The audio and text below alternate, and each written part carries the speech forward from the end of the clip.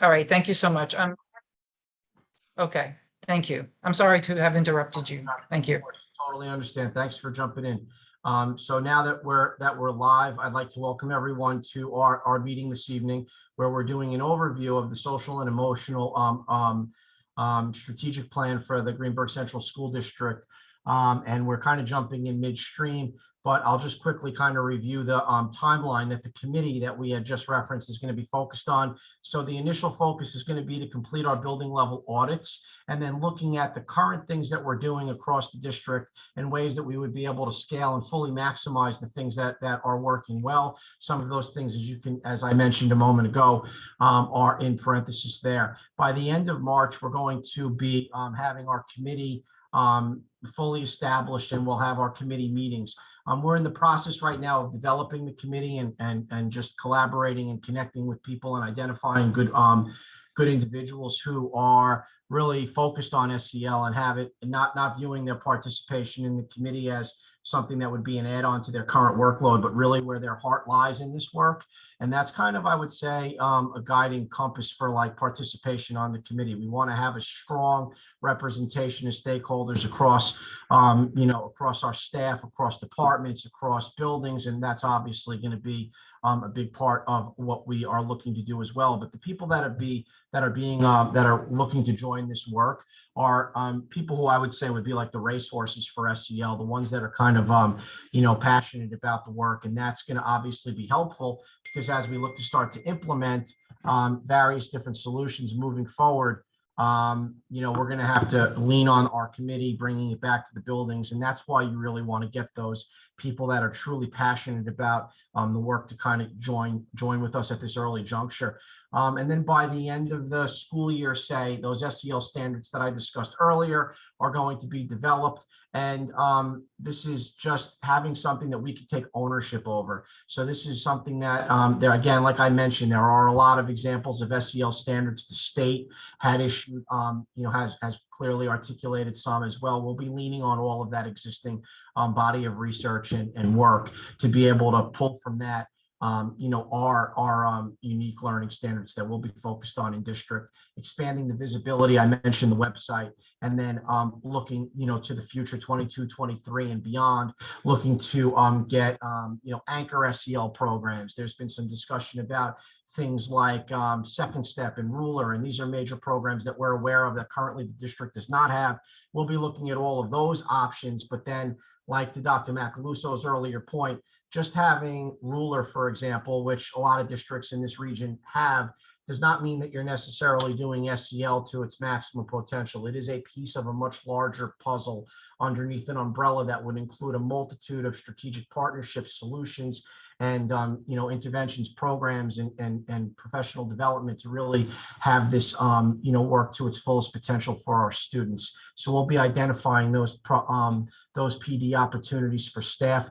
I don't know exactly when we're cutting this meeting short, but one key focus that we will focus on is our staff, because in order for social and emotional learning to reach its full potential, you really have to start with your staff and have their capacity built in this area to unlock the effects that we're looking to have with our students. So quickly with our audit, these are just kind of highlighting a few different things at the various buildings that were interesting to learn about that are currently in place. So this is a choice board that's part of a Google Classroom at Highview. If this is just a static, obviously screen, but when this is live and you're interfacing with it in real time, all of these different icons that you see directly link to the various different item. So you're talking about some growth mindset and grit work, obviously kindness work, and this is what they call an SEL choice board at Highview. At RJ Bailey, this is an example of some of the interactive activities that are on the February calendar at Bailey. And then at the high school, when we came, prior to even COVID, that, the high school had been doing a variety of different things year over year that would be under an umbrella of SEL. We had launched a program that was known as E = MH², where we were doing explicit workshops on various different SEL initiatives. There were wellness days that were built into our virtual platform when we went fully remote at the beginning of COVID. We've done parent workshops, which myself and the other psychologists steered, some on back to school night during COVID. Some of those were remote. Every year we do work around Red Ribbon Week, which is something that is looking at the various different related to drug awareness, and virtual student workshops, which we did during COVID. There was an open mind summit that we recently participated in. And then an example of a strategic partnership from last year would be our CODA awareness, co-occurring disorders. When we were coming back into school full time, off the back of obviously in September, off the back of an extended remote environment, we had the first couple of days of school, the 9th and 10th of September. They were considered SEL days. We had 14 different specific SEL classes that were essentially taught across the student body. Examples of that were mindfulness, goal setting, reflective writing, emotion labeling, and motivation. And then as the years progressed, a couple of things that have been occurring would be some stress mindset work, where I had been engaged in that work with our health department and baked that into the health curriculum, which will be now moving forward in years to come, part of the health curriculum, looking at stress through a different lens. And then the JCK Foundation work, Mr. McCoy will touch on in right now. So with that, I pass it over to Mr. McCoy. Before we go to Mr. McCoy, are we going to be able to ask some questions? Because you just Absolutely. Yeah, I think this is a good point for questions, and I just do want to remind everyone that we should end, at 7 or thereabout, because there is the next meeting with Mr. McCormick. But go ahead, Kiana. Well, I wanted first to see if any of the parents of the community wanted to ask a question, because that was a lot of information. Sure, absolutely. Everyone's good? Oh, I see a hand. All right, unmute. Yep. Hi, everybody. I just want to say this is fantastic. I am a very strong supporter of SEL programming. I think this is great. I've been super anxious to see what you guys had in store, and I think this is wonderful. I was wondering if this presentation, beyond being posted, because I saw someone ask in the chat, beyond being posted to YouTube, will this presentation be shown, or some version of it shown outside of this committee, like at a general Board of Ed meeting, or kind of like what Bailey did before? I'm curious if this information is going to be put out more publicly. So I'm going to start answering that, but then maybe Dr. Macaluso can finish. So first of all, we had technical issues, so we didn't catch it at the very beginning, unfortunately. But whatever we have will be posted. Dr. Macaluso, I don't know if you think that we could maybe make a tab on our website where we have some of these slides to show the parents the initiatives that are, that the district is taking for SEL. I know we've talked about having an SEL tab for what seems like forever now, but eventually I'm hoping it'll happen. So maybe this is a good point for that to happen, that we could just add a little tab, with just set, district-wide SEL initiatives or something, so that people can refer back to this. Well, I think Do you think, Aaron, that would be sufficient? Well, I think one of the things I thought was super helpful was the beginning of the presentation that talked about the outcomes of having good SEL programming and how that increases academics and behavior and just overall school performance. And I think hearing that from professionals who are in the field help capitalize on how important it is and highlight those things that wouldn't normally be necessarily understood in that way. And I think you guys did a really good job of framing it as it's an academic study, just like anything else, that needs to be taught, and moving away from a more fluffy version of what SEL is and looking at it as a more academic prowess and a skill to be enhanced. And I think hearing that from professionals directly carries more weight than expecting parents to go and click on things, because I think this presentation, just as you've done it, really carries a lot of weight and is very powerful. Ms. Jacobson, I'm going to give a suggestion. I think that's a wonderful idea. We have a fabulous TV studio, and we have, you know, I was going to say Dr. Druso, so get ready, Dr. Druso. And we have Mr. McCoy and Dr. Macaluso. We have a wonderful TV studio, so maybe they can actually go in with the PowerPoint with Mr. Lewis and kind of like do a video. And like you said, then the parents could click right on our website to see the video from the beginning. And, you know, they can cut out, they can have some things that they want to add. They can have pictures of the students actually working together. It's an idea, Dr. Macaluso and Yeah. so you guys come up, you know, whatever you come up with. But I think, thank you for that, because I think parents really would like to see all of this. This was very, very thorough. So much information. That's why I said we had to take a minute to just chunk it. But I see Miss Samantha Eyes, her hand's been up. Thank you. I have two questions, and I realize that this is baby steps, so I'm okay with a broad answer for the time being, but I really do appreciate this. I'm very impressed with the level of communication and the professionalism with which this is being put together. I'm very excited about it. I'm wondering two things. The first one is if you could give a broad overview of what professional development looks like for the work that you're speaking about. What can we expect the staff to be learning? Where do they start? And my second question is, what will parent involvement look like in this curriculum? Mr. Giruso, maybe we could also flip back to the slide where we have the sample standards. I think that might be a nice visual to kind of frame our work. Yeah. So did you want to take a start? Yeah, I mean, I would take a swing at it and then obviously jump in. So that's a really great question, Ms. Ives, because it's nuanced. To be honest with you, the work the professional developments are kind of geared towards where we land as far as what we're looking to bring into district, right? So if we were gonna be doing work around a broad solution like a second step or a ruler, there would be a lift on that from a professional development standpoint. I studied ruler extensively in recent years, and their approach is to spend the first year of their implementation just working with your staff.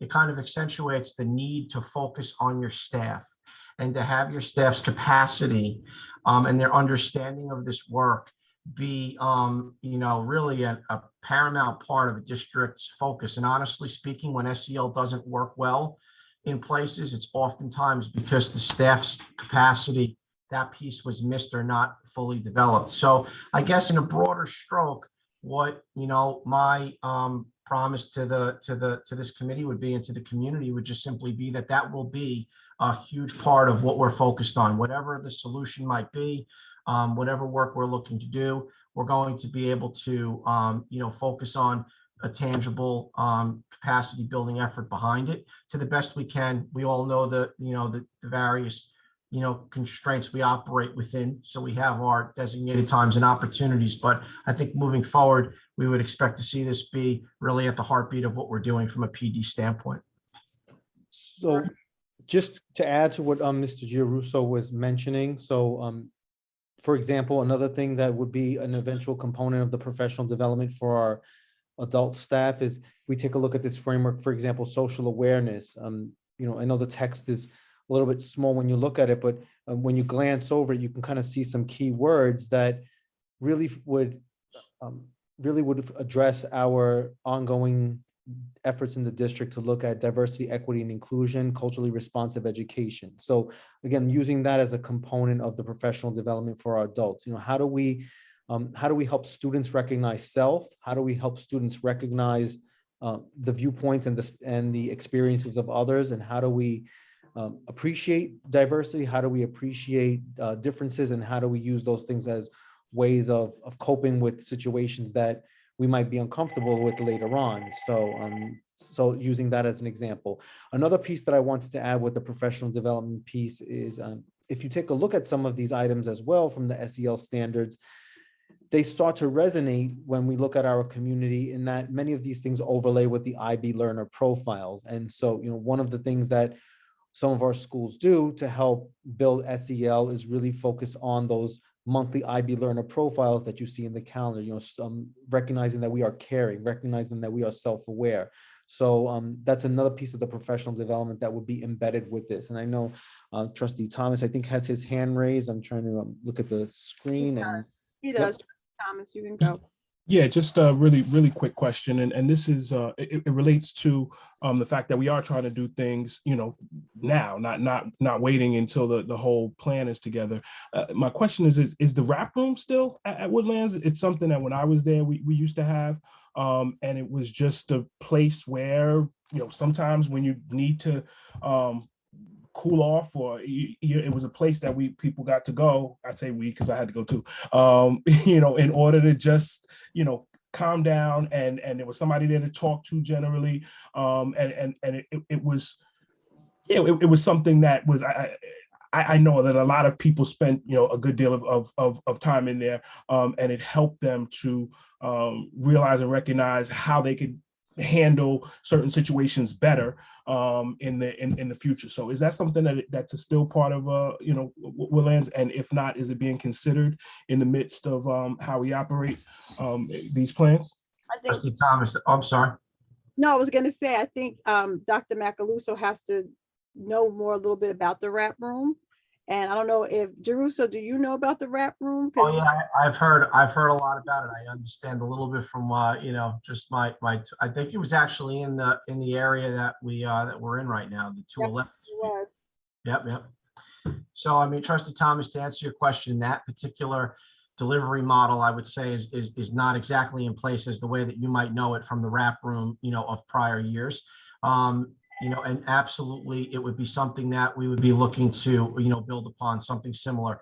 We have just an awesome support team that kind of serves to allow students that kind of platform. 211 is the psychology suite now, the school psychology suite, and we have a room in the back that's like a room where students are able to freely access and use to be able to decompress, meet with other peers. There's supported learning in that environment with the school psychologists. And then we have open door policies across the board with the guidance counselors, social workers, and psychologists. And I can speak from the high school, having worked there for the last 9 years, that we really touch a good portion of the student body, special education students, and then equally, if not more, from our non-mandated general ed population too. But like to bring that down to your point of like where that need might exist, restorative practices are something our committee is going to be focused on, and things like you might have heard restorative circles and opportunities for students to meet in the kind of capacity that you're discussing in a formal way is absolutely something that we're looking to bring into the district.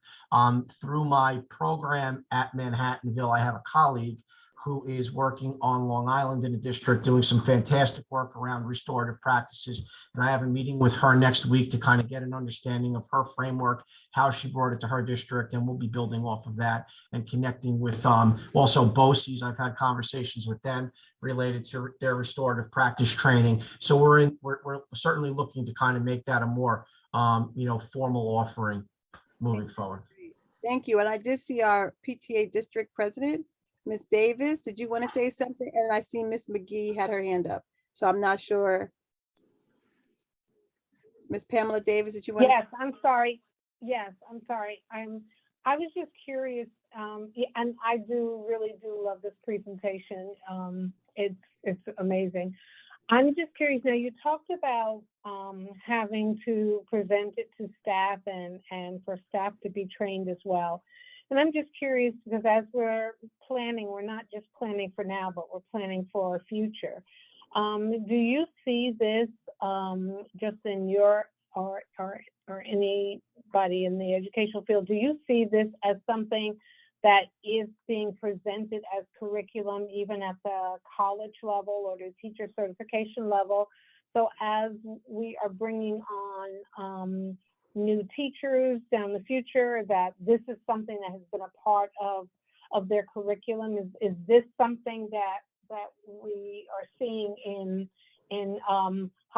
education, early childhood education, secondary education as well? So that's a fantastic question, and I thank you for it. I would say I'll start with this. This is an interesting thing. This was a survey that we had done with our high school faculty back right before COVID. I want to say it was 2019. We were ready to engage in our work related to the E equals MH. It was Emotions Matter half hour. It was some explicit instruction around SEL. And we did a survey with our staff. And I believe, if the numbers are correct, I'm going off the top of my head, that over 95% of the staff answered that they feel like supporting the emotional capacity of students was equal to or more important than even their academic skills, that the emotional intelligence of the students was important to focus on and to develop. That was an absolutely fascinating development for our staff. When the question was asked about their feelings of competency in developing the emotional intelligence of students, the number wasn't quite as strong. Staff felt like they weren't as competent in being able to engage in that work, despite the fact that they recognized that that need was certainly, obviously prominent. There was approximately 96% of the staff agreed in the importance behind it. I don't want to, speak out about my understanding of what like the programs are. I think that right now it's in an evolving place. Social and emotional learning is a buzzword and it's out there a lot. And I think that you'll see a lot of programs are starting to incorporate that, into their development. And I hope that more of that happens. But I think that from our focus in Greenburgh, we know that survey was an indication of how strongly educators believe in this work. It's really not new with the catchphrase of SEL. It really dates all the way back to the dawn of public education, from the 1920s all the way through. CASEL started in 1994. The work of Daniel Goleman came out in around the same time, where Emotional Intelligence was a very popular book that came out. One of the best-selling books within the education field, and it's starting to get more popularized. But there's always been, whether it be civic-based education, character education, things that have been focusing on these type of skills. The nice place that we find ourselves here at this moment in time is that we have so much. It's become such an emphasis that we have such great frameworks and tools and programs to lean on to try to really kind of make progress with our students. So I certainly hope, to your point, that it evolves more in the training, moving forward. So Ms. Davis, I'm going to speak because I'm actually teaching an educational course at Manhattanville right now. And part of the educational trend is social emotional learning. So it is definitely because of COVID, the pandemic, that there has to be more focus on that. So thank you for bringing that to light. And I think if we continue to advocate and have our voices heard, colleges are definitely, going to be shifting. But it is part of educational trends right now in the course that I'm teaching. So that's Manhattanville. Thank you. Right around the corner. Thank you. All right, Ms. McGee, you have your hand up. Hi, thank you. Yeah, I echo Erin, like this is great to hear all of this is going to be happening. I'm really thrilled. Full disclosure, I'm a social worker, and I've done drug abuse prevention work, very similar curriculum. In fact, we use Second Step. So whether it's SEL, called SEL, or drug abuse prevention, it's going to cover that as well. I'm very happy. So I'm just wondering too, as you mentioned the training, I guess, have you thought about the plan for supervision of the implementation or instruction, like once, the SPD goes on, but then to like check in with your staff and observe them and see how if it's being implemented the way it should, and who needs maybe some extra help and that kind of thing? So one of the items that I want to go back to, well, we don't have to go back on the slide deck, but when I had talked about the 4 focus areas of the CASEL framework that we would be using, it was one of the last items there was practice continuous improvement. So, and that lays very nicely. I know one of the things that I keep on celebrating when I came to Greenburgh is the fact that we have these professional learning communities in place. And so the benefit of that is that's the space where our teachers get to sit down together and look at continuous improvement, right? And so our principals are very comfortable with having their teachers look at the information, look at the data, look at their teacher practices, and think for themselves, what can we be doing differently? What can we do more of? What might be, abandoned, so to speak? So that is the piece of it where we would go ahead and do that. And certainly from the central administration level, you know, and with the team here, with Mr. McCoy, Mr. Giarusso, Dr. Iverson is also on the line and on the call as well, is when we visit the schools, we are always looking for those pieces as well. And so whether that means that, you know, Dr. Iverson might be having a conversation with one of the principals about it, whether I might be having a conversation with, you know, Mr. Giarusso, Mr. McCoy about, okay, you know, what is it that we're seeing? How can we go ahead and make it stronger? So there's always that cycle and that process where we implement, we observe, we collect information, we collect data, we analyze the data, and then we go back and we see what we can do additionally or what we can do differently. And I see Dr. Iverson. I think Dr. Iverson, do you want to? Yep. Do you also want to mention how we are looking to take this new work around all our district initiatives, SEL, looking at data to inform our instruction, and we're working together. In fact, I met with all the leaders right before the end of the day, because we are all engaged in training around how to improve that PLC structure, so we see more consistency across the district, across schools, recognizing their different schools have different configurations, but the practices of what should happen in PLCs are showing that those things are being done. So in response to your question, Ms. McGee, we're going to be looking, and this is new, the leaders on the call haven't seen it yet. This is the piece I'm rolling out Monday. Well, we're going to take this new learning and we're going to create it around a cycle of learning that includes a lot of components to assure that that learning is not a one and done, but it's something that is repeated through a cycle where all the adults, all the teachers have many, many opportunities to engage in the learning through different types of structures. So I shared that graphic with the team today. They're going to hear more about it on Monday when we present. But you're so right. We do know that when we roll out new initiatives, that we do need to build time in for people, for staff to learn it. And the way we learn everything is having more opportunities to engage. And so this cycle of learning, which is a concept they'll hear about Monday, will be developed. We'll share that. I'll have Dr. Macaluso back at the next meeting share how this work fits into that cycle to show that repeated opportunities that all teachers will have to engage in this work at the PLC level. So I wanted to put that plug in because that's going to tie in nicely with this work here. So the time is 6:52, and I just want to say before Dr. Drogic takes over, I wanted to ask in reference to our students, because we talked about staff, we talked about committees, but when are we going to hear from our students? Maybe we can do some empathy interviews to see what do they feel that they need. And then as you were talking about data, Dr. Iverson, you know how you have those Google Classrooms for SEL? Is there any data that we can collect to see how many students are actually using those classrooms? So as you build the committee, how are we also going to build student voice?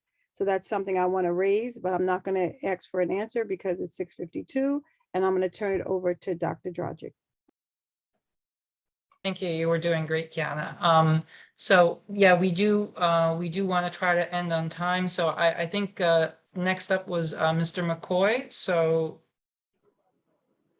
I think we can just go ahead and move to him, and then maybe if we have time, take some more questions at the end.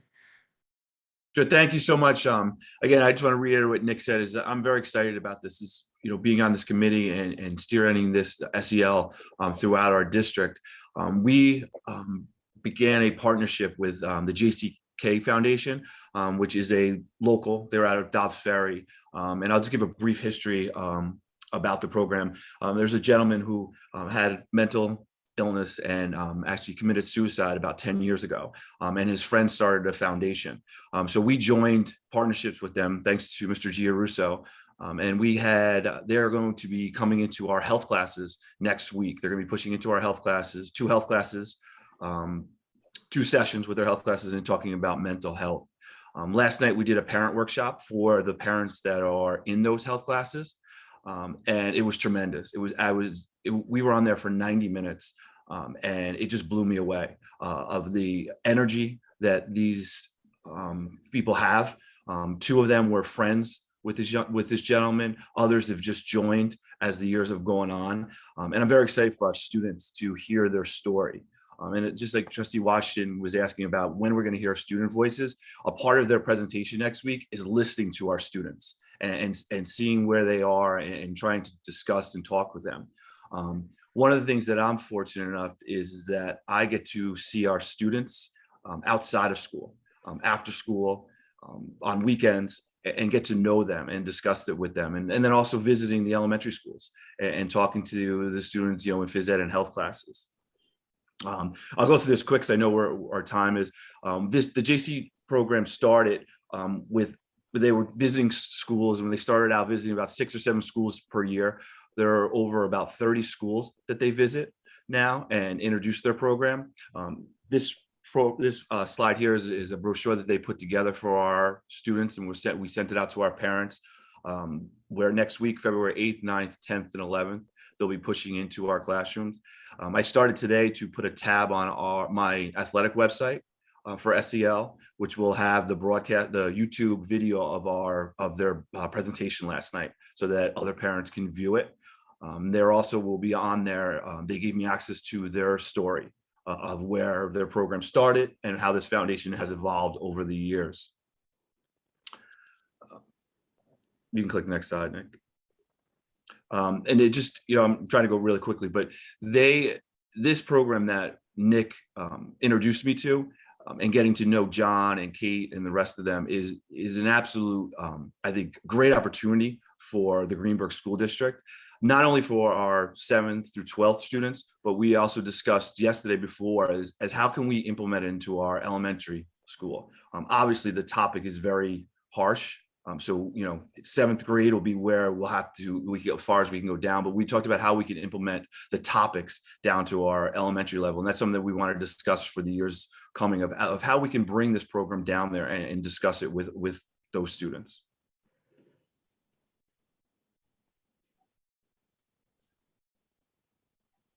Great. Does anyone have questions for Mr. McCoy? Parents, first and foremost. If no parents have any questions, and maybe you can just answer this one quickly. Athletics is a great vehicle with which to help kids better understand social emotional learning. Are there any? Is that something that you're doing? Can you speak to that at all? Yes, what we do is since we practice 6 days a week. The coaches will take one day of the week and maybe cut practice earlier and do some social emotional event with them, where it may be just hanging out and having a discussion or having a pizza party, and just discussing and getting to know them. A lot of our coaches have talked about how bus rides to and from games in the past have been quiet, and now it's just talking. Where the students are talking to the coaches and getting to know the coaches. But I think that's one thing that we took for granted in years past, where you didn't talk to a coach, you didn't get to know the coach. And we're fortunate that our coaches are getting to know our students right now and discussing these things. Thank you so much. I'm sorry to interrupt you. I like to say it, and I'm being biased here, but our students are very, our coaches are very popular. Our phys ed teachers are very popular. So they like to open up to them a lot more than they do to, the rest of the district. I'm wondering if they're not just popular, but they might have some strategies because they are more coaches, how they are able to relate to students. So sometimes when you're delivering instruction, it's a little bit different framework in the classroom, but as a physical education teacher, as a coach, they have that coaching relation type of strategy that students just love. So maybe we should look to them and see how we can bring that school-wide. And also to go piggyback on that is we know that our students have a lot of pressure on them. After COVID and with academics and outside activities, and our coaches have been there and done that. Most of our coaches have played a high school sport, played a college sport, and had to deal with the academic part of it and having a schedule and trying to figure everything out. And that's where our coaches have done a great job. Does the discussion with the kids ever also involve sort of the how should I put it, the mental benefits of physical exercise and sort of a healthy lifestyle, and try to sort of also impart that on them? Because I know from personal experience of raising 3 kids, that this is really a sort of a problem that persists for a long time, you know, before they kind of catch on. And I wonder if you guys are making any kind of effort to really push that message as early as possible. Yeah, we've talked in our PE and health departmental meetings, is that when we are doing, and when we were discussing curriculum, a lot of our curriculum and our lessons are based on that and what the mental part of it is.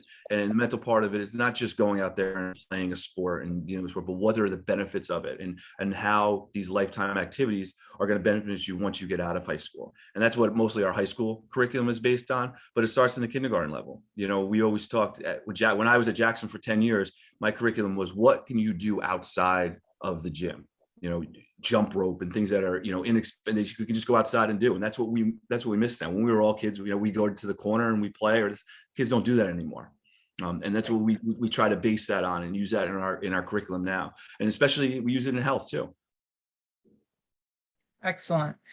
So I just want to say it's 7 o'clock, and I know that we had another topic, but maybe so this was just really about the school lunches, and I know that you guys, I think your survey is closed now. I don't know if you had a chance to look at the data, if this is something that you want to address now, or Dr. Iverson, if you want to address it at the next board meeting, maybe, you know, to talk about it to the whole community. Yes, let me know. Oh, yes, thank you for that. No, we have not looked at it collectively. We're just having it pulled now. And so that's the next step. So can we make that an agenda item for the next Education and Wellness Committee meeting? Sure. Absolutely. Yes. We'll be ready for Absolutely. that. And can we also have our mid-year assessment data for that meeting too? So that could be our two major agenda items. Great ideas, both of them. Yep. Sure. Yep. Okay. Well, I think we did it. So we will let you guys go on to the other meeting. Actually, I think I'd like to, you know, at least follow it. So thank you. Thank you so much. This was really terrific. And I know that it's been, parents have been asking for this for so long, and it's now that you finally presented it, it was just phenomenal. So thank you.